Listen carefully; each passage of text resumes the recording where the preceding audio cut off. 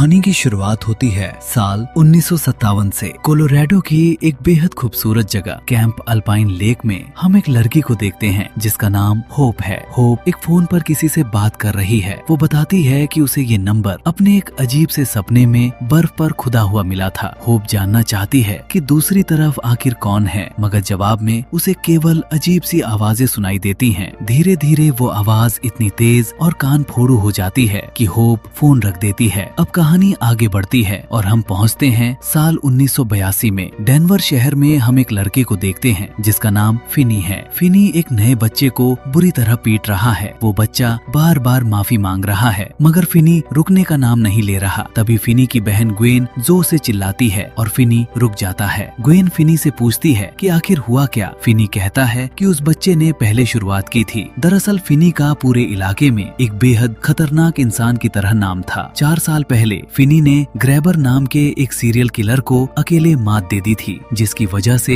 पूरे इलाके में फिनी की एक अलग ही रेपुटेशन बन चुकी थी। तभी वहाँ एक लड़का आता है जिसका नाम अर्नी है। अर्नी उसी ग्रैबर के एक शिकार का भाई था। अर्नी ग्वेन को एक कॉन्सर्ट में चलने का न्योता देता है और ग्वेन मान जाती है। उसी रात फिनी को नींद नहीं आ रही होती। वो बाहर जाकर सिगरेट पीने लगता है। उसके दिमाग में बार बार वो दर्दनाक लम्हे घूम रहे होते हैं जो उसने ग्रैबर के साथ गुजारे थे। उसे ऐसा लगता है जैसे ग्रैबर उसके पिछवाड़े में खड़ा है। ग्वेन उससे बात करने की कोशिश करती है मगर फिनी कुछ भी बताने से मना कर देता है। अब हम पहुंचते हैं कैंप अल्पाइन लेक में। यहाँ फेलिक्स नाम का एक बच्चा और बाकी बच्चों के साथ कैंप में आता है। सभी बच्चे बेहद खुश हैं और खूब मस्ती करने का इरादा रखते हैं, मगर तभी फेलिक्स को जंगल में ग्रैबर दिखाई देता है और वो उसके पीछे दौड़ने लगता है। फेलिक्स भागते भागते गिर जाता है। ग्रैबर यही मौका देख रहा था। वो अपने चाकू से फेलिक्स का काम तमाम कर देता है। फेलिक्स की लाश को झील में फेंक दिया जाता है। मरने से पहले फेलिक्स बर्फ पर W अक्षर खरोंच देता है। तभी ग्वेन की आंख खुलती है। ये सब एक सपना था जो ग्वेन ने देखा था। तभी फोन बजता है। ग्वेन दरवाजा खोलती है और उसे सामने कुछ अजीब सा नजर आता है, मगर तभी फिनी आकर उसे बताता है कि वो एक बार फिर नींद में चलने लगी थी। ग्वेन उसे अपने बुरे सपने के बारे में बताने की कोशिश करती है, मगर फिनी उसे वापस सोने के लिए भेज देता है। अगले दिन ग्वेन स्कूल की लाइब्रेरी में बैठकर अलौकिक घटनाओं के बारे में रिसर्च कर रही होती है। बाकी लड़कियां उसका मजाक उड़ाती हैं और उसे चुड़ैल कहती हैं। तभी अर्नी वहाँ कॉन्सर्ट की टिकट लेकर आता है। अर्नी कहता है कि उसे अच्छा लगता है कि ग्वेन भूत प्रेत जैसी चीजों में यकीन रखती है। वो उसे अपनी दादी के टेरो कार्ड्स भी दिखाता है जो उसकी दादी अपनी दुकान में बेचती हैं। अर्नी को पता था कि ग्वेन के सपनों ने ग्रैबर के शिकारों की लाशें ढूंढने में मदद की थी। ये बात सुनकर ग्वेन थोड़ी असहज हो जाती है, मगर अर्नी उसे बताता है कि उसे अजीब चीजें पसंद हैं। स्कूल के बाद फिनी एक दुकान पर जाता है। तभी वहाँ एक पे फोन बजने लगता है। फिनी फोन उठाकर कहता है कि वो मदद नहीं कर सकता और फोन रख देता है, मगर हैरानी की बात ये थी कि वो फोन पहले से ही बंद पड़ा था। अब हम एक बार फिर कैंप अल्पाइन लेक पहुंचते हैं। यहाँ केल नाम का एक बच्चा कैंप की सभी एक्टिविटीज में हिस्सा लेता है और बहुत सारे दोस्त बना लेता है, मगर एक रात जंगल में ग्रैबर उसके पीछे पड़ जाता है और उसे पकड़ लेता है। ग्रैबर अपनी कुल्हाड़ी से केल का काम तमाम कर देता है। उसके कुछ हिस्से जला दिए जाते हैं और बाकी झील में फेंक दिए जाते हैं। केल का भूत बर्फ पर W के बगल में B अक्षर खरोंच देता है। तभी एक बार फिर फोन की घंटी बजती है और ग्वेन की आंख खुल जाती है। ये भी एक सपना था। ग्वेन बाहर जाती है और उसे यार्ड में केल की लाश पड़ी हुई दिखाई देती है। ग्वेन बेहद घबरा जाती है। वो साइकिल उठाकर सीधे ग्रैबर के पुराने घर पहुंचती है और एक छोटी सी खिड़की से तहखाने में घुस जाती है। वहाँ एक काला फोन रखा हुआ है। जब ग्वेन उसे उठाती है तो उसे होप की आवाज सुनाई देती है। ये वही आवाज थी जो कहानी की शुरुआत में हमने सुनी थी। ग्वेन को समझ आता है कि होप को भी वैसे ही सपने आते थे जैसे उसे आते हैं। फर्क बस इतना था कि होप के सपनों में बच्चे अक्षरों की जगह नंबर खरोंचते थे। ग्वेन और जानना चाहती है, मगर तभी फोन में अजीब आवाजें आने लगती हैं और लाइन कट जाती है। जब ग्वेन पलटती है तो सामने ग्रैबर के भाई का भूत खड़ा होता है। वो कहता है कि ग्वेन को यहाँ नहीं होना चाहिए। तभी तहखाने का दरवाजा खुलता है और फोन बजने लगता है। कोई सीढ़ियाँ उतरकर नीचे आता है, मगर वो ग्रैबर नहीं बल्कि फिनी होता है जो अपनी बहन को ढूंढते हुए वहाँ आ पहुँचा था। ग्वेन फिनी को होप के बारे में बताती है और ये जानकर दोनों हैरान रह जाते हैं कि होप कोई और नहीं बल्कि उनकी अपनी माँ थी जब वो जवान थी। फिनी को लगता है कि ये सब ग्वेन का सपना था। वो जमीन पर थूकता है और दोनों वहाँ से चले जाते हैं। अगले दिन ग्वेन को कैंप अल्पाइन लेक का एक पैम्फलेट मिलता है। वो फिनी से कहती है कि उन्हें वहाँ काउंसलर बनकर जाना चाहिए ताकि वो उस जगह की जांच कर सके, मगर फिनी मना कर देता है। तभी उनके पिता टेरेंस वहाँ आ जाते हैं। वो बताते हैं कि उनकी पत्नी यानी होप उस कैंप में काम किया करती थी। वो ये भी बताते हैं कि वो कैंप 1958 57 में बंद हो गया था और उन्हें क्रिश्चियन कैंप का आइडिया पसंद नहीं। बाद में ग्वेन अर्नी को अपने साथ कैंप चलने के लिए राजी कर लेती है। फिनी को अर्नी बिल्कुल पसंद नहीं था, इसलिए वो भी अपनी बहन की हिफाजत के लिए साथ चलने का फैसला करता है। कई घंटे की ड्राइव के बाद वो एक ऐसी जगह पहुंचते हैं जहां चारों तरफ बर्फ ही बर्फ है। रास्ते में कई जगह एक्सीडेंट हुए पड़े हैं। धीरे धीरे बर्फ इतनी ज्यादा हो जाती है कि आगे का रास्ता दिखना बंद हो जाता है। फिनी अर्नी को गाड़ी रोकने को कहता है और खुद गाड़ी के आगे आगे चलने लगता है ताकि रास्ता देख सके। तभी मस्टैंग नाम का एक लड़का अपनी टॉर्च से उन्हें कैंप तक पहुंचा देता है। कैंप पहुंचकर तीनों की मुलाकात मस्टैंग के चाचा अरमांडो से होती है, जो उस कैंप के मैनेजर भी हैं। अरमांडो बताता है कि तूफान की वजह से कल बच्चे नहीं आ पाएंगे, क्योंकि जब तक तूफान नहीं थमता रास्ते साफ नहीं होंगे। कैबिन की तरफ जाते हुए फिनी को एक पे फोन दिखाई देता है। ग्वेन को लड़कियों के कमरे में भेज दिया जाता है और फिनी और अर्नी लड़कों के डॉर्म में जाते हैं। दोनों कमरे खाली पड़े हैं क्योंकि स्टाफ के अलावा कोई नहीं आया था। ग्वेन जल्दी ही सो जाती है और एक और सपना देखती है। इस सपने में स्पाइक नाम का एक बच्चा दिखाई देता है जो कैंप बैंड का हिस्सा था। ग्रैबर उसे भी मार देता है। मरने से पहले स्पाइक बर्फ पर पहले से खरोंचे अक्षरों के बगल में एच लिख देता है। उसके बाद उसका चेहरा बीच से फट जाता है। तभी ग्वेन की आंख खुल जाती है और उसे पड़ोस वाले बेड के नीचे से कुछ खुरचने की आवाज सुनाई देती है। उधर फिनी बाहर सिगरेट पी रहा होता है। तभी पे फोन बजने लगता है। फिनी उसकी तरफ बढ़ता है, मगर जैसे ही वो पास जाता है घंटी बंद हो जाती है और जैसे ही वो दूर जाता है घंटी फिर बजने लगती है। इस बार फिनी फोन तक पहुंच जाता है और उठाकर कहता है कि वो मदद नहीं कर सकता, मगर फोन फिर बजता है। फिनी जाने की कोशिश करता है मगर घंटी और तेज हो जाती है। वो एक बार फिर फोन उठाता है। पहले अजीब आवाजें आती हैं और फिर ग्रैबर की आवाज सुनाई देती है जो कहता है कि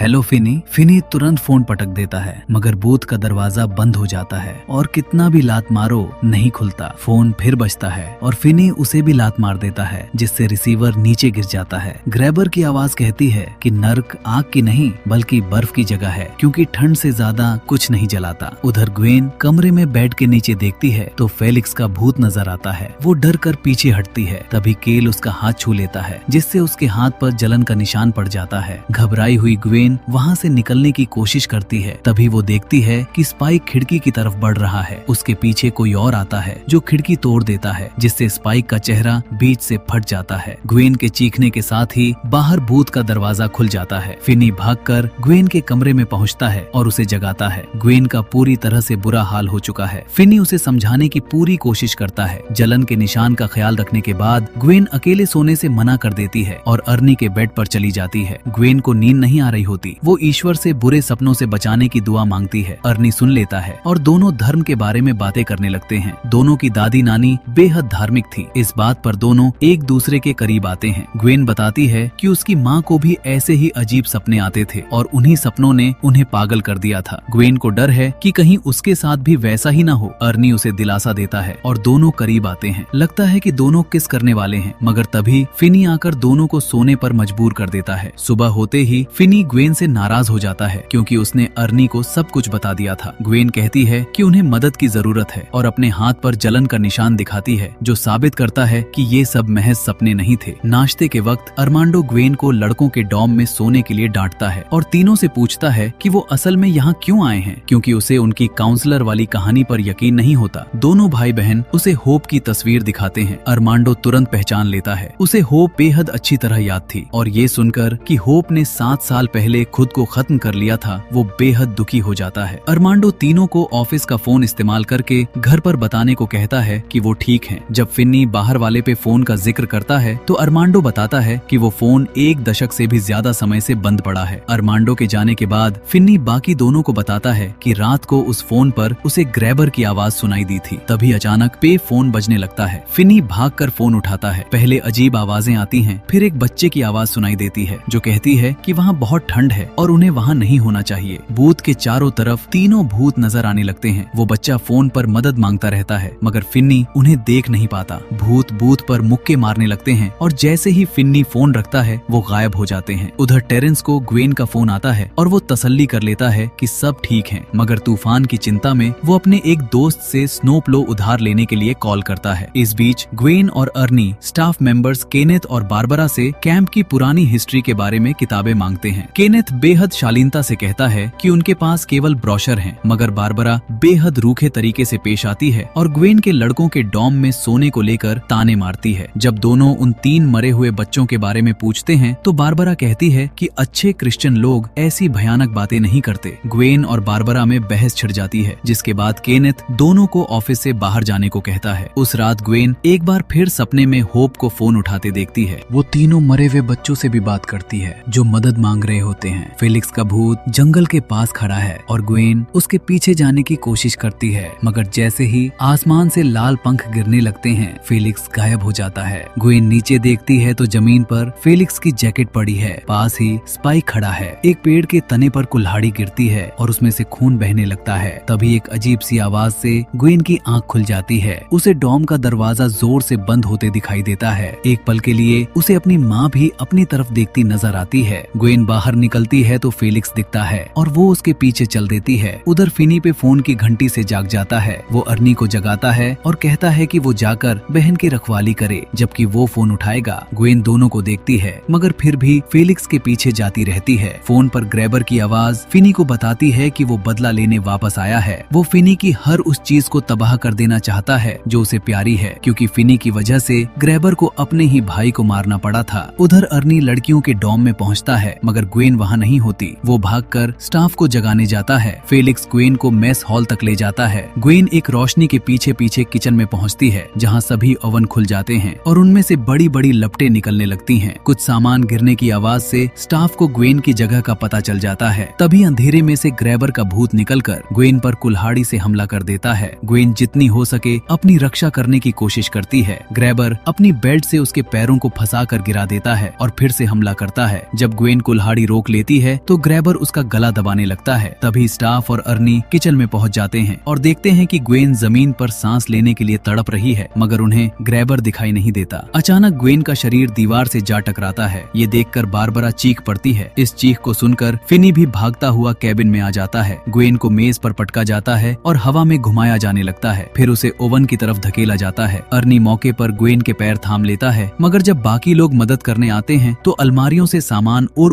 उन पर गिरने लगता है। मस्टैंग उनसे बचते हुए अर्नी की मदद करता है और दोनों मिलकर ग्वेन को खींच लेते हैं। तभी फिनी वहां आ जाता है और ग्रैबर ग्वेन को छोड़कर अंधेरे में गायब हो जाता है। फिनी ग्वेन को होश में लाता है और सब मिलकर चैपल में इकट्ठे हो जाते हैं। ग्वेन उन्हें उन 3 बच्चों के बारे में बताती है जो उसने अपने सपनों में देखे थे। अरमांडो उनका हुलिया सुनकर पहचान लेता है। उसने उन्हें कभी ढूंढना नहीं छोड़ा था। वो उन्हें उस साल की तस्वीर दिखाता है जब कैंप आखिरी बार खुला था। होप उन काउंसलरों में नजर आती है। फिनी उस तस्वीर में ग्रैबर को भी पहचान लेता है। अरमांडो हैरान होकर बताता है कि वो एक मेंटेनेंस वाला था जिसका नाम वाइल्ड बिल हिकॉक था, क्योंकि वो गनस्लिंगर की तरह बेल्ट पहनता था। ग्वेन को तुरंत समझ आ जाता है कि वाइल्ड बिल हिकॉक के शुरुआती अक्षर वही हैं जो उसने सपने में बर्फ पर खरोंचे देखे थे। इसका मतलब ये जगह वही थी जहां ग्रैबर ने पहली बार किसी को मारा था। अरमांडो बताता है कि 4 साल पहले से कैंप में अजीब चीजें होने लगी थी। फिनी बताता है कि ठीक 4 साल पहले उसने ग्रैबर को मारा था, यानी ग्रैबर की मौत के बाद उसकी आत्मा वापस इसी जगह आ गई थी। ग्वेन का मानना था कि ग्रैबर अपने शिकारों के डर से ताकत लेता है, क्योंकि उनकी रूहें अभी तक चैन से नहीं थी। इसलिए उन बच्चों की लाशें ढूंढकर उन्हें आजाद करना जरूरी था। पुलिस ने झील की तलाशी नहीं ली थी, क्योंकि उस वक्त झील जमी हुई थी। मदर अरमांडो को याद आता है कि बिल के पास बर्फ में मछली पकड़ने का सामान था, जिससे वो बर्फ में छेद कर सकता था। सब मिलकर सुबह झील जाने का फैसला करते हैं। अरमांडो अपने ऑफिस में उन बच्चों की तस्वीर लेने जाता है। तभी उसे बाहर एक बर्फ का पुतला दिखता है। वो सोचता है कि मस्टैंग ने बनाया होगा। उसी वक्त उसके रेडियो में पहले खड़खड़ाहट आती है, फिर ग्रैबर की आवाज। ग्रैबर कहता है कि अरमांडो ने उसे अपने भाई को मारने पर मजबूर किया था। अरमांडो जवाब देता है कि वो उन बच्चों को हमेशा के लिए रोककर नहीं रख सकता। तभी लाइट चली जाती है। टॉर्च जलाते ही खिड़की पर खून और बर्फ से बना ग्रैबर का मास्क दिखाई देता है। रेडियो पर आवाज आती है कि वो उन्हें तकलीफ देना चाहता है। अरमांडो डरता नहीं और उसे बिल कहकर जवाब देता है कि वो उन बच्चों को वापस लाएंगे। ग्रैबर गुस्से में चिल्लाता है कि ये उसका नाम नहीं है और खिड़की पर जोर से मुक्के मारकर गायब हो जाता है। सुबह सब मिलकर पूरी झील छान मारते हैं, मगर कुछ नहीं मिलता। शाम को फिनी और अर्नी ग्वेन को बताते हैं कि वो बारी बारी उस पर नजर रखेंगे जब वो सोएगी। ग्वेन फिर सपने में जाती है। इस बार वो बिली नाम के एक पेपर बॉय को देखती है, जिसे ग्रैबर अपनी काली वैन में उठा लेता है। ये शहर में उसका पहला शिकार था। होप भी यही सपना देख रही होती है और वो ग्रैबर को वाइल्ड बिल के रूप में पहचान लेती है। असल दुनिया में ग्वेन नींद में चलने लगती है, मगर अर्नी उसे वापस बेड पर भेज देता है। सपना आगे बढ़ता है। ग्वेन होप को बेड से उठते देखती है और उसके पीछे पीछे ग्रैबर के घर तक जाती है। वहाँ होप को तहखाने में एक बच्चा मिलता है। होप पुलिस को बुलाने जाने लगती है, मगर जवान ग्रैबर उसे पकड़कर अपनी वैन वैन में खींच लेता है। ग्रैबर का भूत भी वहाँ आ जाता है और ग्वेन को भी वैन में बैठने पर मजबूर कर देता है। रास्ते में ग्रैबर का भूत ग्वेन को बताता है कि वो उसे एक एहसान के तौर पर यहाँ लाया है। वो चाहता है कि आखिर होने से पहले ग्वेन को सच्चाई पता चले। वैन ग्वेन के घर के सामने रुकती है और ग्वेन को गैराज में अपनी माँ की लाश लटकती हुई दिखाई देती है। सच्चाई ये थी कि होप ने खुद को नहीं मारा था, ग्रैबर ने उसे मारकर ये दिखावा किया था कि उसने खुद जान दी। ग्वेन रोने लगती है। टेरेंस अपनी पत्नी की लाश देखकर टूट जाता है। ग्रैबर जैसे ही कुल्हाड़ी निकालता है, ग्वेन घर के अंदर भाग जाती है। वो सीढ़ियाँ चढ़ती है मगर ऊपर जाकर खुद को ग्रैबर के तहखाने में पाती है। काला फोन बजता है। ग्वेन उठाती है तो फेलिक्स कहता है कि छुप जाओ। वो बाथरूम में जाती है और दीवार में एक सुराख से एक दरवाजे तक पहुंचती है। ग्वेन जोर जोर से दस्तक देती है मगर दरवाजा नहीं खुलता। तभी ग्रैबर कुल्हाड़ी से उसका हाथ काट देता है, जिससे असल दुनिया में भी उसके हाथ से खून बहने लगता है। अर्नी देखकर बाकी सबको आगाह करता है मगर ग्वेन को जगाया नहीं जा सकता। सपने में ग्वेन आखिरकार दरवाजा खोल लेती है और बाहर निकलकर फेलिक्स को देखती है। फेलिक्स दरवाजा बंद कर देता है और ग्वेन झील की तरफ भागती है, जहाँ उसे अपने दोस्तों की आवाजें सुनाई देती हैं जो उसे जगाने की कोशिश कर रहे हैं। असल दुनिया में अरमांडो अभी भी झील में खोज रहा होता है और आखिरकार उसे फेलिक्स की लाश मिल जाती है। वो बर्फ तोड़ने लगता है। तभी सपने में पे फोन नमूदार होता है और बजने लगता है। ग्वेन उठाती है तो ग्रैबर कहता है कि उसे अपनी ताकत छीनने वालों से खुद को बचाना होगा। फिर ग्रैबर का भूत अरमांडो के पीछे आ जाता है और बर्फ तोड़ने लगता है। ग्वेन मदद करना चाहती है मगर भूत से नहीं निकल पाती। बर्फ टूटती है और अरमांडो बर्फीले पानी में गिर जाता है। जब वो बाहर निकलने की कोशिश करता है तो ग्रैबर अपने पैर से उसे नीचे धकेल देता है। सपने में ग्वेन भूत का दरवाजा मुक्कों से तोड़ने की कोशिश करती है और असल दुनिया में उसकी मुक्का फिनी को लग जाती है। ग्रैबर भूत का शीशा तोड़कर फोन की तार से ग्वेन का गला दबाने लगता है। उसके शरीर को घुमाया जाता है, जिससे असल दुनिया में भी उसका शरीर तड़पने लगता है। चारों तरफ खून बिखर जाता है। बाकी लोग किसी तरह उसे पकड़कर रोके रखते हैं। मस्टैंग उसके चेहरे पर ठंडा पानी फेंकता है मगर कोई फर्क नहीं पड़ता। सब ग्वेन को हिम्मत रखने के लिए कहते। सपने में ग्वेन उन आवाजों को फोन पर सुनती है। वो पूरा ध्यान लगाती है और भूत फट जाता है, जिससे ग्रैबर पीछे जा गिरता है। ग्वेन कहती है कि इस सपने में उसके पास भी ताकत है। वो ग्रैबर को सिर से टक्कर मारती है और जाग जाती है। इसके बाद सब झील की तरफ दौड़ते हैं और अरमांडो को वक्त पर बचा लेते हैं। अरमांडो पुष्टि करता है कि उसे फेलिक्स मिल गया है। सब मिलकर सुबह बाकी दोनों बच्चों को ढूंढने का फैसला करते हैं। जब वो कैंप वापस लौटते हैं तो टेरेंस स्नोप्लो लेकर वहाँ पहुँच चुका होता है। फिनी अपने पिता के साथ जाने को तैयार हो जाता है मगर ग्वेन मना कर देती है। वो इसे खत्म करना चाहती है। बहस छिड़ जाती है। ग्वेन दोनों मर्दों को खरी खोटी सुनाती है कि वो अपने ट्रॉमा को अंदर दबाए रखते हैं बजाय उससे लड़ने के। वो उन्हें ये भी बताती है कि उनकी माँ के साथ असल में क्या हुआ था। ये सुनकर दोनों रुकने पर राजी हो जाते हैं। अगले पूरे दिन सब मिलकर बाकी दोनों बच्चों को ढूंढते हैं मगर कुछ हाथ नहीं लगता। तभी ग्वेन फिर सो जाती है और सपने में ग्रैबर झील पर स्केटिंग करते हुए नजर आता है। ग्वेन भागने की कोशिश करती है और झील के छेद में गिर जाती है, जिससे असल दुनिया में उसका शरीर भीग जाता है। ग्रैबर केनेथ पर कुल्हाड़ी से वार करता है और उसे झील पर घसीटता है। यही असल दुनिया में भी होता है। केनेथ का शरीर बारबरा से टकराता है और वो बर्फ पर मुंह के बल गिर जाती है। ग्रैबर उन दोनों पर कुल्हाड़ी से वार करता रहता है। सपने में ग्वेन पानी के अंदर कुछ बैरल देखती है। वो उन्हें हटाती है और आखिर में बाकी दो लाशें मिल जाती हैं। ग्रैबर छेद के आसपास की बर्फ तोड़ने लगता है और रेस्क्यू केबल भी पानी में गिर जाती है। फिर ग्रैबर छलांग लगाकर अपनी बेल्ट फिनी के गले में डाल लेता है और उसे दम घोटने लगता है। टेरेंस पानी में कूद जाता है और ग्वेन के साथ मिलकर बैरल को ऊपर लाने की कोशिश करता है, जबकि फिनी ग्रैबर को खुद से दूर धकेलता है। अब ग्वेन दुआ करने लगती है और आखिरकार तीनों बच्चों की रूहें आजाद हो जाती हैं। सपने में लाशें बर्फ से बाहर आने लगती हैं और ग्रैबर की टांग पकड़कर उसे गिरा देती हैं। तीनों रूहें उसका रास्ता रोक लेती हैं। ग्वेन कुल्हाड़ी से उसके सिर पर वार करती है और उसका मास्क उतार देती है। ग्रैबर घबरा जाता है। तभी फिनी उसके पीछे आकर उसका सिर बार बार बर्फ पर मारता है। ग्वेन उसकी टांग काट देती है ताकि वो कंकाल की पकड़ से छूट जाए और दोनों उसकी लाश को झील में फेंक देते हैं, जहाँ तीनों बच्चे उसे नीचे धकेल देते हैं। और इस बार ग्रैबर हमेशा के लिए खत्म हो जाता है। जब ग्वेन की आंख खुलती है तो वो अर्नी को किस करती है। बाद में कैंप में अरमांडो उन तीनों बच्चों के परिवारों को फोन करके बताता है कि उन्हें उनके बच्चे मिल गए हैं। ग्वेन पे फोन बजते सुनती है और उठाती है। उसे उसकी माँ होप की आवाज सुनाई देती है। होप उसे बताती है कि ये सपने कोई अभिशाप नहीं है। वो कहती है कि वो अपने बच्चों से बेहद प्यार करती है और फोन रख देती है। ग्वेन ये बात फिनी को बताती है और दोनों भाई बहन मुस्कुराते हुए अपने पिता के साथ वहाँ से निकल जाते हैं। अगर आपको ये कहानी अच्छी लगी तो हमारे चैनल को सब्सक्राइब करना और नोटिफिकेशन बेल दबाना दबाना बिल्कुल भी मत भूलिए।